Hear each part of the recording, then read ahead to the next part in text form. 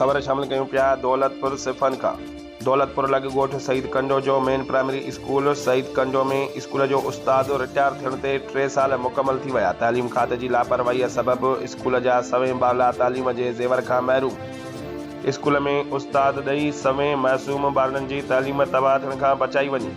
सवें ॻोठनि जो मासूम ॿारनि समेत स्कूल आॾो एहतजाज। स्कूल में उस्ताद न हुअण सबबि स्कूल जे चेयरमैन गुल मोहम्मद जूनेजो, ॿारनि जे वालिदैन नज़ीर अहमद जूनेजो, माशूक अली जूनेजो, ग़ुलाम मुस्तफ़ा जूनेजो, सैयद मोहसिन अली शाह, क़ुर्बान जूनेजो ऐं ॿियनि दाहूं कंदे चयो त असांजे स्कूल में उस्ताद रिटायर थियण खां पोइ मुसलसल शिकायतूं करण बावजूदि तालीम खाते पारां का बि परघोर नाहे लथी।